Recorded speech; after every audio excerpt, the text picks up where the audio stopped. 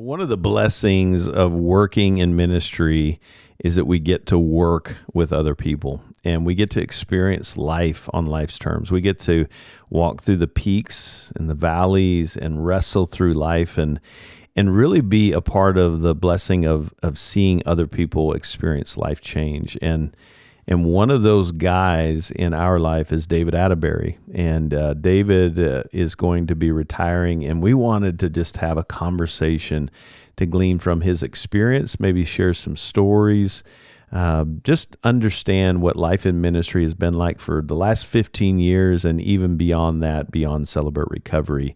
Today we're having a conversation with our dear brother in Christ. You know him, David Attebery, on today's podcast.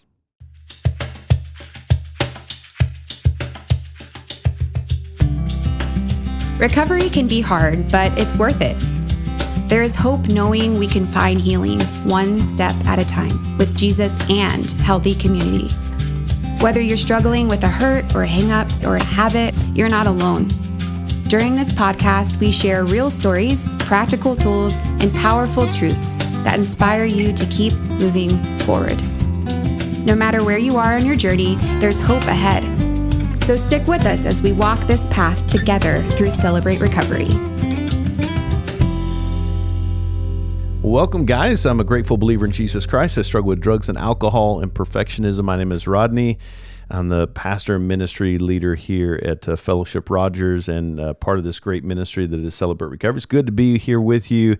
Hey, thanks for helping us get the word out about this, guys. We want to reach more people. We don't want just people that are in our circle to hear this. So please share this, whether you're watching on YouTube or you're listening on other platforms. Share this, get the word out, share it with your friends.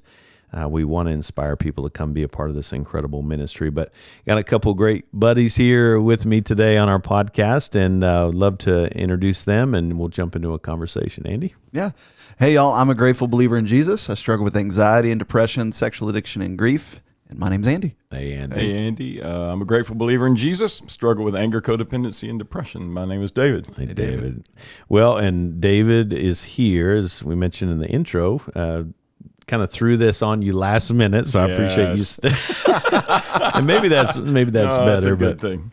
But wanted to, man, you're getting ready to roll off here in just a couple weeks. I'm not sure when I guess this will roll out probably before you leave. I think that's our schedule, but here in a few weeks, you're going to be rolling off our staff and redeploying. We're not calling it retirement, but redeploying. And I just thought it'd be really cool just to hear your heart, man. Maybe share some stories, some nuggets of wisdom. I know that you've been a huge impact on my life.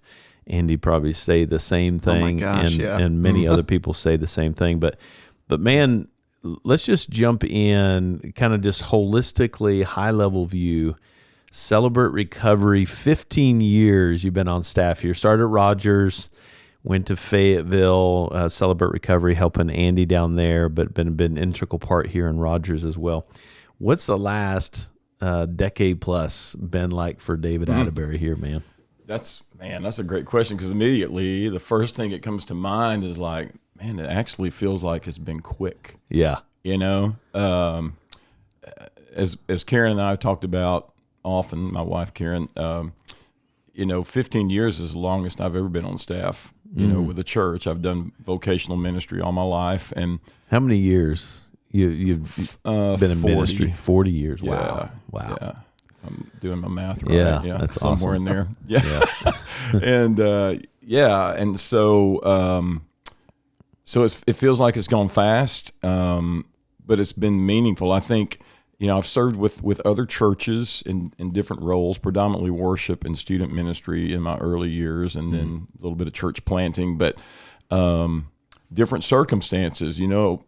It looks like, man, you're one of those guys that just goes to work at a church for a few years and then you hop. It was like, well, you need to know some backstory. There's a lot there. I didn't really want to hop out some places, but it just happened. But being here for 15 years is just a testimony, honestly, man, to you guys' leadership, the culture of our team, and the health of like being in in ministry with guys and ladies on our team, where we can be authentically connected with each other, be honest, and talk about the struggles of ministry, versus sometimes maybe being in situations where it's like, I don't know who to talk to about this, and I'm carrying this by myself, and I don't know how much longer I can do that. Yeah. But here, I've been shown a lot of grace and mercy and patience through ups and downs, and so you've extended it too. Well, Absolutely. yeah. David, tell, because it's kind of a fun story of how you ended up on staff here for me. Just kind of quickly bring us into that. How did you end up coming on staff here, man? Okay, so a little backstory. I'd left a church that had gone through a split. Okay. And Karen and I landed at the... You were leading worship there. I was leading worship there. Okay. Great church, but just, that happened. And so Northwest Arkansas area. And so Karen and I landed at Mosaic, the Saturday night congregation here at Fellowship Bible, just to heal up, honestly. We felt like church toast. And so we're here. I'm helping lead worship a little bit, and I meet this couple named Rodney and Carol Holmstrom, who serve on the team with a guy named Russell Dortch, and we met that way, and then ultimately you started taking guitar lessons because you and Carol were leading worship for Celebrate Recovery, and you're like, man, I need to play guitar. And so I think that's where our relationship began to get a little bit deeper. You were going through your mom's sickness and kind of walking that together. And so somewhere in that context, even though I guess I knew you guys worked with CR, but I didn't really know what CR was until we started taking guitar lessons. You did guitar lessons, but in there, Russell Dortch asked me to come lead worship over at CR one night. I'm like, what is it? Yeah. He said, well, just come and see it, Yeah. So that was my first exposure, and just remembering, as soon as we started singing, we were in a room that held about 200 people, and there was probably about 125 there that night. And I just remember as a worship leader thinking, I've never heard people sing this loud. Yeah. And then when people gave their recovery introductions during the service, it blew my mind. And my jaw, was not dropping outside, but inside my jaw was dropping. And I just remember thinking, man, this is what church ought to be like. Right. And so that was my first taste. Ended up moving away to work with a church down in Conway. But, just through some family health issues back up here, there were just some circumstances. And I remember landing in your office, we'd come over to see my father-in-law and some family here in Rogers. And, you just mentioned, man, someday, we might hire somebody to lead worship, would you be interested in that? And I remember saying, well, maybe. And you said, well, it might be a year. I don't know, man. We don't have any approval yet. But bottom line, I think you called me 2 weeks later and said, you know what? The elders have approved this. And so, quick. The Lord was putting all the pieces together. The timing was right. We needed to be back up here for some family and health issues. And so, 2010, I think, tail end of May or sometime in June, we moved back up here, and you got yourself into a big mess. Well, it was cool because I was talking to Mickey and just saying, hey, I need some help. It's seen some pretty significant growth, and I need some help. And what would that be like? And just start praying about a worship leader. And literally, I think it was that week I had a conversation with him, and you just walked into my office. Wow. Hey, I'm in town visiting family, that kind of thing. And it was just like, oh my gosh. And so I still didn't know, there was still an approval process. And so I really thought, man, is it a year? Sure. But then when I went back to Mickey and said, hey, David Attebery is actually interested, possibly, it was like, that was a no-brainer because Dave, Mickey knew you and you'd led worship and just the incredible gifted. If you don't know David, incredibly gifted musician. I mean, could play any kind of guitar, just so incredibly gifted. But so cool to see how God kind of brought that together. And now you've been here 15 years, and I love just the relational dynamics. I mean, you obviously bring, and Andy, you can speak into this. you bring an incredible gifting to the table. Just the quality goes up with that. But I think more than anything, it's the heart. Just people are willing and they want to follow you in that leadership. Andy, speak to that from your perspective, man. Well, I remember it's funny. It was, I think, 11 years ago this week that I met you. Wow. When I came in as a resident here at Fellowship, working with college students. And I was one of like 5 or 6 residents that year that, randomly we just had a ton of us that, played guitar and led worship. And so I remember you and Jimmy Cummings and Russell Dorch and Pat and Seth, I think, were all said, hey, let's pour into these worship residents and or these residents that can do worship. And I remember meeting you, and I'm like, this guy, I grew up in rural Missouri, and I'm just like, this guy feels like a safe person of peace here for me, coming to a totally new area. But man, as I started to know you and meet you and spend time with you, and then I came on staff with Celebrate Recovery, doing the landing, there were so many times where, yes, your gifting was incredible, and I don't know how many times I've walked into your office and said, hey man, how do I play this chord on the guitar? And you go, well, there's about 7 different ways. There's basically 2 schools of thought.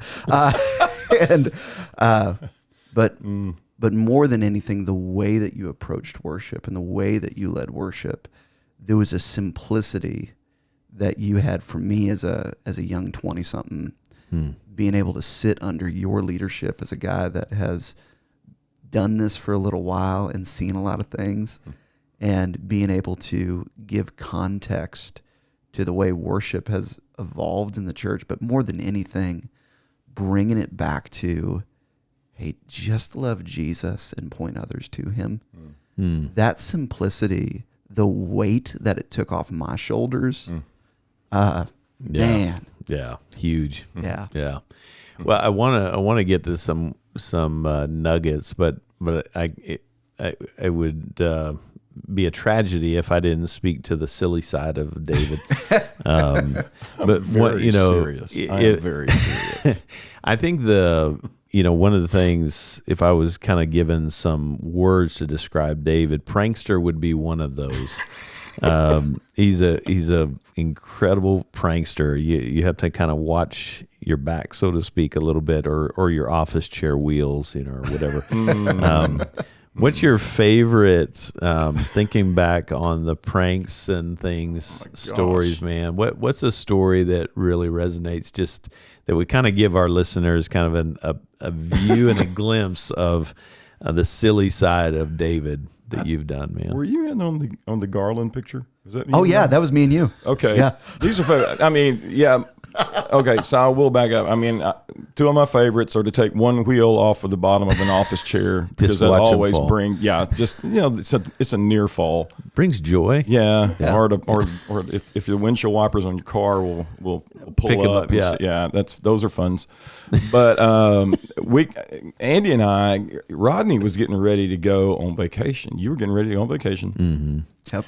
And Andy and I were over in one of the other buildings on campus, and Garland Autry at that time was a student minister guy. He's now one of our pastors at another campus. But all these student ministry people had gotten glamour shots made, and Garland had a glam shot made, and it was stupid looking. But it was wonderful. It was, and they were hanging in the student ministry hall, but it was like, hey, let's take Garland's and put it in Rodney's office. And so literally in this very office, we thought, we'll hang this behind your door over here on the wall. And when you get back from vacation, you'll see that and get a big laugh out of it. We didn't know, though, that you were going to have a counseling session unexpectedly before you left on vacation. And you might want to tell the rest of that story, because I can remember you noticed it in the middle of the counseling session. Counselor was sitting right over here, and you were sitting frightening sight. Yeah, I mean, the couple is sitting in front of me, and I look to my left, and I see this picture of Garland in a very awkward pose, but yeah, I mean, I was just praying to God that they would not turn their heads to the right to see this image. But it's like, oh my gosh, what in the world? Who put that on my wall? Yes, we did. Andy? Yep. Sorry, Rob. He's never owned that before. Well, I think one of my favorite stories is when you, we have 2 cars, but one of our cars was in the shop, and Carol, my wife, dropped me off before you got here. Yes. And I'm in here, and I'm by myself in the building, and I see you pull in. I thought, because we're always trying to scare each other. Yes. That's another thing we're always doing. So I thought, oh, this is my chance. I can scare David. He doesn't know I'm here because my car is not here. So like an idiot, I crawled underneath my desk thinking I'm going to scare David. And then I thought, as soon as I got underneath there, which it was too late, I'm thinking, what an idiot. I should have went to his office. But the gods were with us, right? David walks in. This happens to be the morning that you, David, are thinking of trying to prank me. Yeah. And so what was it you were holding? Well, I'd worked on our fish pond, and you have this foam stuff that you glue the rocks to the fish pond with, and the leftovers look like, let's just say, cat droppings. Yeah, cat droppings. Yeah. And I thought, well, that'd be funny to put some of those little cat droppings on your phone in your office so that you'd have to put your hand on it because you're kind of a germaphobe. I thought, this is incredible. Your car's not here. Perfect. So if you've not been in my office, I just want to describe those that are listening. There's a fireplace that's unusable that is to my right. And so you can see there's a glass reflection. So David walks in and he's got these things in his hands. I don't know what he has in his hands. I'm shocked when I see him come around and walk into my office. I'm thinking, oh my gosh, I thought I blew it, but this is like God blessing me with this opportunity. David's walking into my office. He doesn't know I'm here. Didn't know he was trying to prank me. I was like, I don't know why he's walking to my office, but this is kind of cool. So I see him in the reflection because I'm underneath my desk. I can see the fireplace, but not my door. And I see him in the reflection walking around the corner into my office. And he's kind of prancing. He's like prancing. I don't know about prancing. He's like, he's like tiptoeing, like, this is going to be amazing. I can't wait to see his reaction. And I'm underneath the desk. I have my office chair kind of hiding me, and as soon as he comes around my desk to put the droppings on my phone, I push my office chair out fast and I do a cougar noise. Yeah, the absolutely terrifying. You gotta give it. I don't want to peek out our mic here, but just imagine a cougar horrible. And just this cougar voice. And so when I do this cougar noise and I push the chair out, David, I wish it was on video.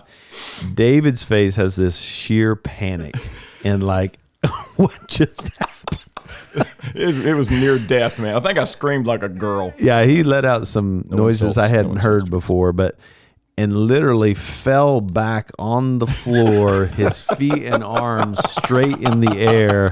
And I'm thinking, has he had a heart attack? I don't know what's happened.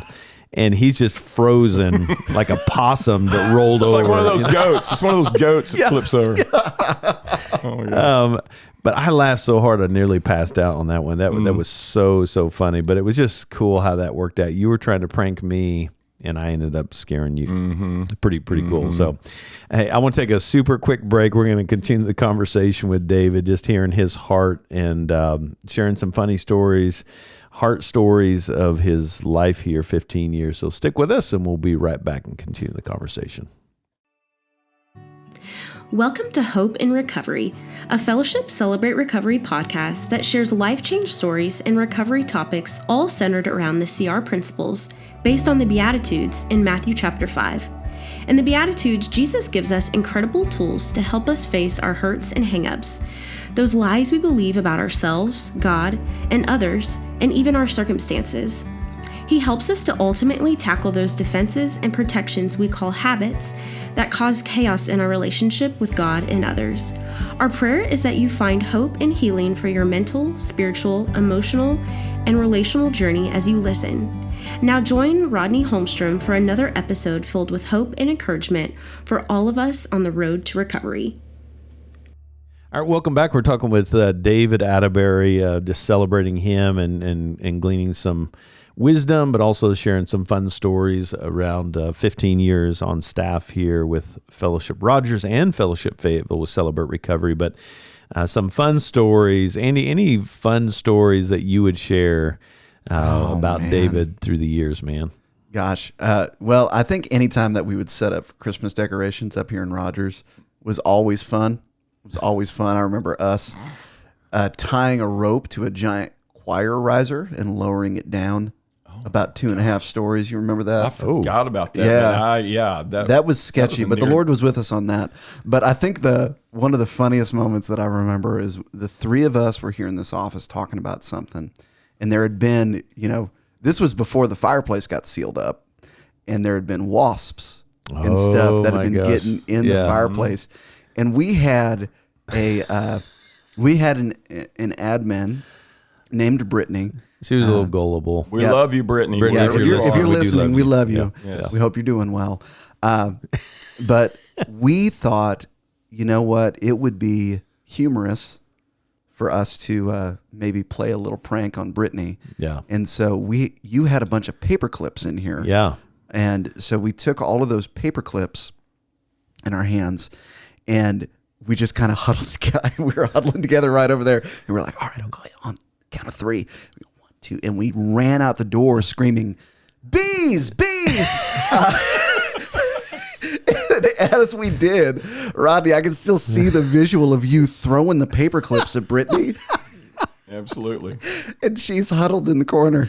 And she eventually laughed. Yeah. But, After she stopped crying. It's ministry. Yeah. It is ministry. She's no longer with us. but I remember that. She's still alive. She's still She's still alive. But the second one was the goldfish situation. That was you. I know, but so when I first came on staff, David, just randomly just put a bunch of random things in my office. One of them was a flower vase.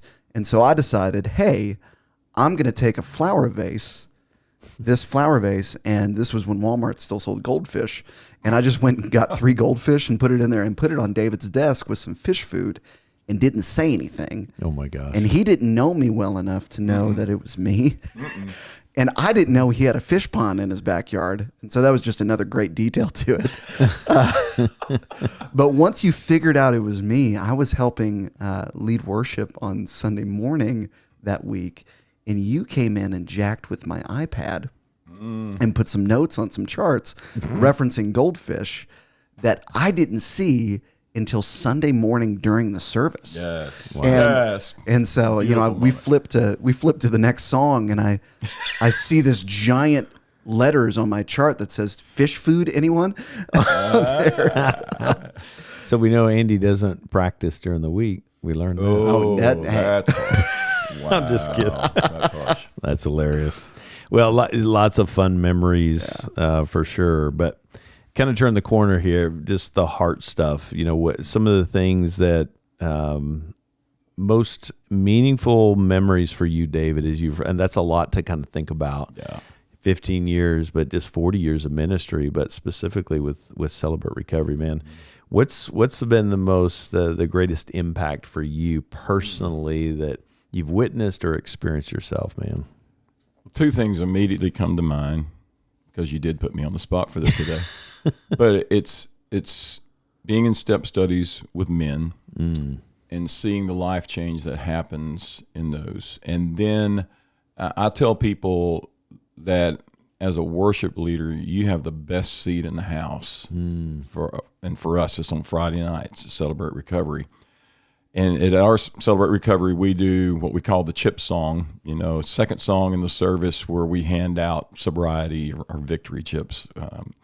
And that's anywhere from 30 days of sobriety and victory all the way up to multiple years. And we do this every week here. And we kind of call it a pep rally or a party. And it's like, it's huge. But to every week to see, as I like to say, living, breathing examples of life change coming down the aisle to pick up their chip down front. That I think sometimes I have thought about that, and then other times it's just kind of in the subliminal thought. Yeah. But it's like every week I've gotten to see that. The fruit of what God has placed us here to do. Sometimes we see kind of the ugly side of the ugly side of recovery a lot of times, messy, right? yeah. But every week to go, that's why we're doing what we're doing. Yeah. That's why that guy coming down, that lady coming down the aisle, to get that chip that we know. Man, I remember them being in orientation 30 days ago and not even knowing. I mean, I can distinctly think of another guy named David that I remember the first night I saw him, I thought, this is not good. Yeah. But ultimately, he and his wife becoming leaders at our Celebrate Recovery in Fayetteville. That's the kind of thing that you just look and go, okay, Lord, you are at work. Sometimes it is messy. We don't enjoy the messy side of others' lives, much less our own lives, right? Yeah. But so to see that life change every week, and then the step studies, to walk a 9-month to 1 year journey with a group of 10 or 12 guys, and same kind of scenario, you have guys who come in and man, they're hopeless and they're like thinking, I don't even know if this is going to work. I don't even know why I'm here, and then just to see week by week change happening, only by the power of the Spirit, doing his thing. And that's one thing I've learned through this, before being involved in Celebrate Recovery, my codependency in ministry was a problem. And it was just something that I felt like I learned somehow that you are now responsible to fix everybody. Yeah. And if somebody came in my office with a crisis, I felt like I have to fix this crisis now or I'm not a good minister. Wow. Carrying that load. And I've learned, especially through those step studies, it's like, you know what? Let the Lord do the healing. Let the Lord, and then there's sometimes that we need to speak into a brother's life, something specific. But a lot of times the life change that we'd love to see happen, like in a 1 hour sit down session, I know now this is going to take a few months. Yeah. But if you'll stick around in here, you're going to see life change. I'm going to get to witness that. So that's a couple of things that popped to mind. That's there. good. Yeah. So Andy, just a personal story, man, of impact, the heart impact as you've witnessed David in his leadership. Just love to hear your heart, man. Something that you've witnessed from your heart, man. Ah, man. There's a lot to think through in that, but I know, David, it's been cool watching the way that you love people well and sit with them on Friday nights. Part of that is the team that you have around you pour into really, really well, and seeing just how much they love you and they follow you and they respect you is just, it's a testament to your humility and your grace and your competence in the middle of it, of all of it. But man, your care is always really, really cool to watch. There's a guy that was just finished up one of my step studies that's actually now a sponsee of yours. And whenever he mentioned to me that, I think I found a sponsor, David, and I said, oh, you're in great hands, brother. And him just saying like, I just feel so comfortable with him. But also we've got a leader down at Fellowship Fayetteville that I remember when I was kind of interviewing her and, just kind of, she said she wanted to be a leader. I said, man, what has CR meant to you? She says, man, this has been such an incredible place for healing and to find family and to feel like I belong.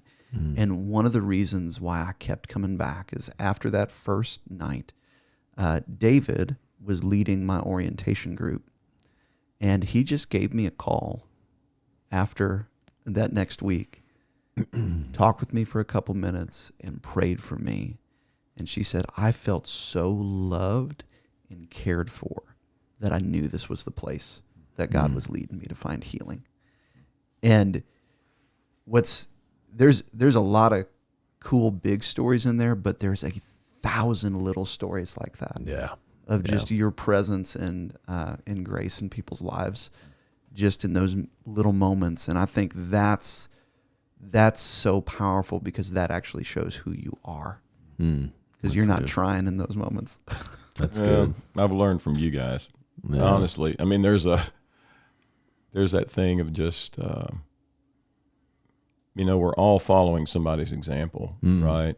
And I've shared with Andy, there's times when I've gotten lazy in that kind of follow up, just you get tired or whatever, make up an excuse. Fatigue. But again, it goes back to team. It's like being reminded when I would hear Andy say, I called somebody after orientation or you. So it's good. I'm glad we're in it together because I think otherwise, it's like, man, would I press on through? Well, it's easier to press on through to do the right thing when you've got brothers in arms with you. Well, I love, you talk about the best seat in the house is a worship leader, and just thinking about 15 years of you being one of and you're great of raising up leaders and releasing leadership, and just thinking of hundreds of musicians, vocalists that have been raised up under your leadership.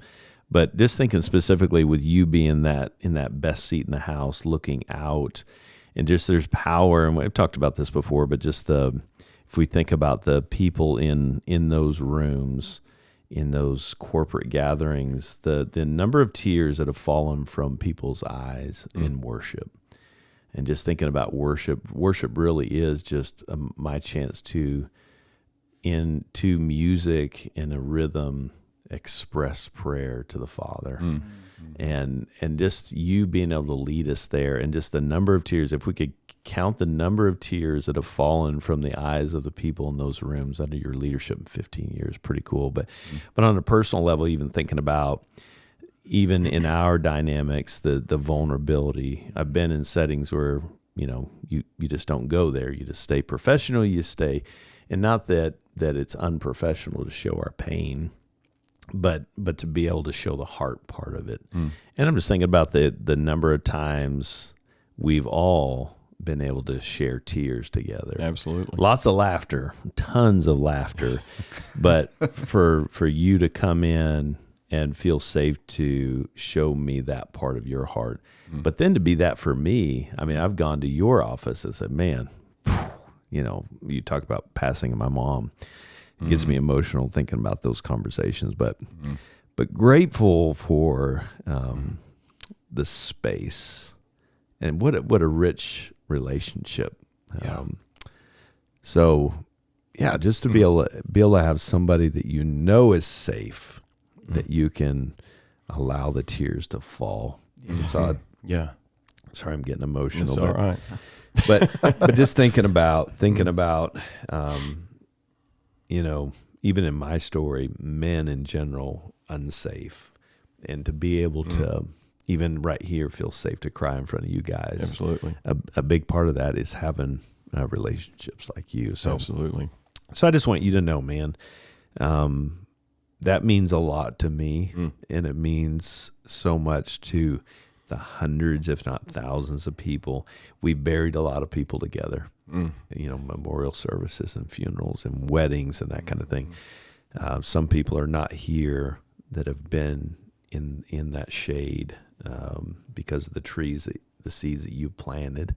And I just want to say thank you for just the impact that you've had on so many lives. If we could line them up, it'd be too far to count. But even for us to be able to be impacted by your love and your sweet bride. We love Karen. If she's listening, we want you to know we love you too, Karen. It's a team effort, but Thank you for what you've meant to us, man. It means a lot. Thank you for what you guys have meant and mean, and will continue. I mean, it's like I'm rolling off staff, but as the guy behind the camera over here a while ago, I can't do lunch with him today. Yeah. You said, what? You can't have lunch with him afterward? It's all over with not now? dying. And it's like, so Kyle, take that. We're going to have lunch together, big guy. But it's not the end, know, of our relationship. Yeah. It's just, Just the new season. the picture's different. Yeah. Characters. Yeah. I'm going to say something. Yeah, Mickey said something. Mickey Rapier is our directional leader here at Fellowship. He said something, I think, last year that really stuck with me. He was talking about a funeral that he had done recently, and people were getting up, and they were doing an open mic or something, talking about this woman that had died. And the husband said, "That sounds so nice. I wish she would have heard it when she was here." Oh, wow. And I thought, oh, we don't do that well enough. We don't look each other in the eye enough. And I know I haven't done that enough. But what an honor to be able to say that with you sitting here with our listeners. I know if the listeners were here at the mic, they'd be saying the same thing and more. But what an honor to be able to look you in the eye and say, thanks, man. We're so grateful for you. You've made us better. And you've practically, with growing our leadership and musicians and just the quality coming up on both campuses, and the shade that we're standing in is because of the seeds that you planted, and we want to carry on that legacy and honor you well on both campuses. There's lots of fingerprints. Andy, anything? Oh, man. Want to share closing thoughts, man? Whew. I'll see if I can get through this. David, there's so many memories that come up between me and you. I think of driving to South Dakota together. I think of driving to Summit together. A lot of car time. Which is, man, there's no better person to take a road trip with. But the conversations, I think one of the biggest things you've taught me is just at the end of the day, can I just love Jesus? And if I can answer yes to that, then it's okay. Because we complicate things so much, but if we can just simply love Jesus and press in, Yeah. and the way that you live that out really well, but also just the number of times that I've gone in your office and cried on your shoulder, and we've prayed with each other and bounced ideas off of you and bounced frustrations off of each other, and man, you've been a safe, solid person for me. And there was a retreat we were at several years ago where they just kind of asked people in the circle, and this was maybe a year or two into knowing you, and one of the things that I said is just, David, I covet your presence in my life, your advice, and your friendship. And I didn't know how much more I would think that and mean that 10 years later. That's awesome. But I love you, man. I'm grateful for you. Thank you for leading me to a closer, simpler relationship with Jesus. Thank you too, buddy. Love you. And he's got a lot of dirt on me and Andy. That is true. If you want to grab a cup of coffee with David and just learn about all of us. No, I know David, a lot of people love you, man. And those of you listen that know David, I know he'd love to grab time with you and hear your heart, and it just has a lot of wisdom, and excited for you, man, in this new season. What does that redeployment look like? And I know you're still trying to figure that out. Yeah, and maybe a pilot. Yeah. Well, that's scary. That's not true. David is terrified of flying, by the way. So that's not going to be. I don't see that happening. But man, we love you, man. Thanks for making time just to share some fun stories and share your heart. Been so good. And I know it's good for our listeners. But Andy, thanks for being a part of this as well. Thanks for letting me. Yeah. Well, lots of stuff. We could share lots of stories in this space. We just love this guy, and we just wanted to just give you a little bit of taste of the funny, the heart, all of that, just to understand a little bit about who David is and what he means to us. And I hope you were encouraged, whether you're new to this or you've been around a long time. Just know, here's what I hope, no matter what that you hear, that this is a ministry where we work on our hurts, hang-ups, and habits and relationships. but it's more about community. We're just trying to build a community here, and that's what we do even as a staff as we're leading others. We build a community here, and we love each other, and it is sincere. What you see in the public is what happens behind the curtain. And I'm grateful because that's not always the case. But hey, if you're listening and want to jump into this process, join us any Friday night. We'd love to have you. Go to fellowshipcr.org. Hey, as always, thanks for listening. We pray that you'll join us next time. Until then, God bless you guys.